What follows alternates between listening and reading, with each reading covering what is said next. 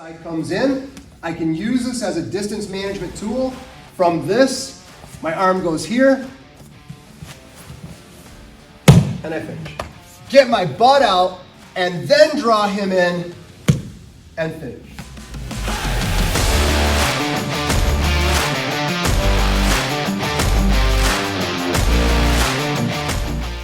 This move is done with a cross collar grip. That's the setup, not same side, cross collar. And I kind of evolved into wanting to show you this because we were going to play with grips today and how a cross collar straight arm is so good for controlling your opponent. Whether that turns into kind of an arm drag back take, whether you want a stiff arm and make it give you distance management, this is just a really, really strong grip. But in a loop choke situation, it starts with the cross collar, nice and deep. Notice how my hand is, my thumb and my grip is about on his tag, and the arc of my wrist is underneath his earlobe. But from this position here, we're going to insert my opponent's head by reaching up, capturing the back of their head, feeding their head into this loop, and now I'm going to turn it around. Tell me if it gets too tight. Okay, Mike? This arm that does this insert, the pummeling, if you will, goes in underneath my bicep. That's its insertion point. But it doesn't have to stay there. It can move down to the forearm. And a lot of times this is really hard because they're up high, which is why then you'll see people go down to take a knee and finish it. So smooth. We can do it either side. Left side comes in. I can use this as a distance management tool until I'm ready to insert. And then look at it, it's so smooth. From this, my arm goes here, and I finish. Thanks, Mike. I'm gonna give your neck a break. Oh, thanks.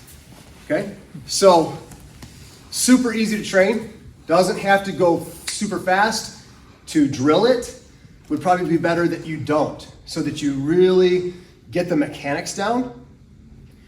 And then after we've done that some, we'll move to how we could do this from the ground, because it's extremely effective on the ground.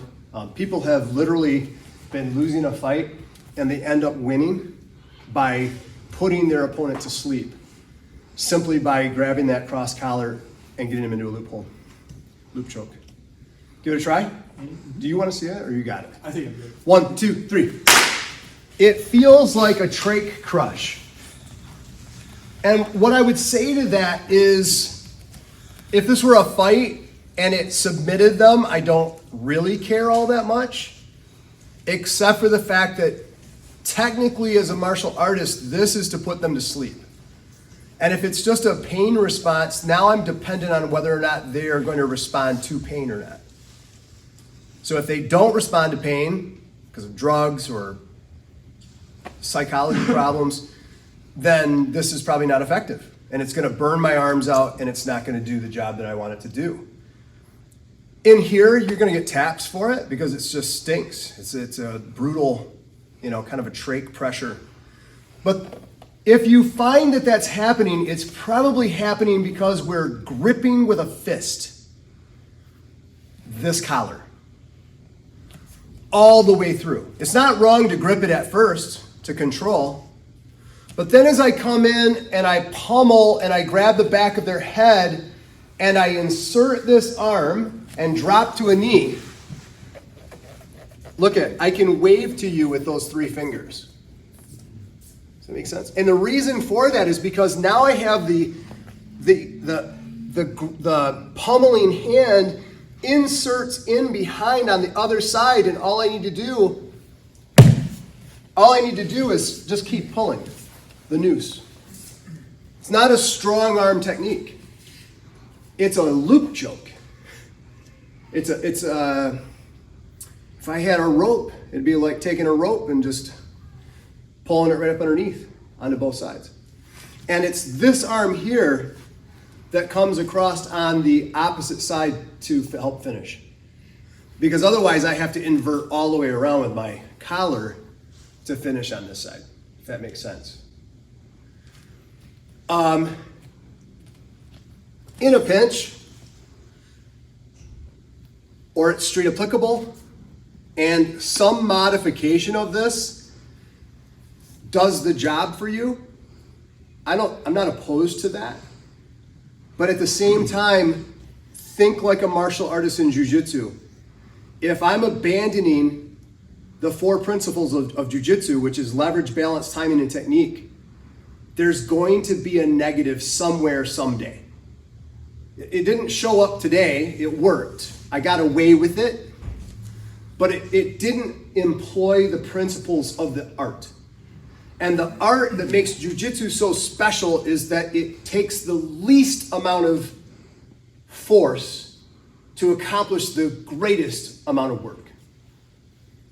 So in this, it's the technique, not the strength.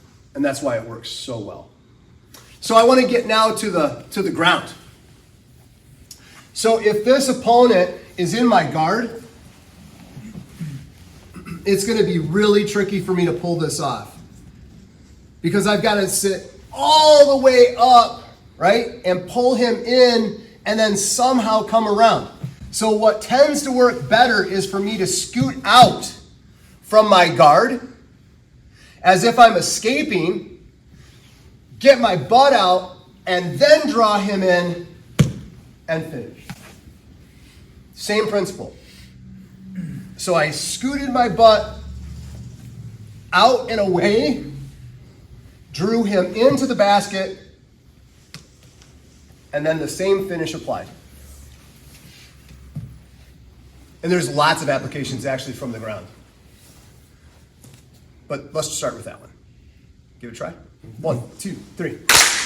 So hand goes in, and I sit up. At this point, he doesn't know if I'm going to grab his arm and work towards a knee shield, sweep, or what.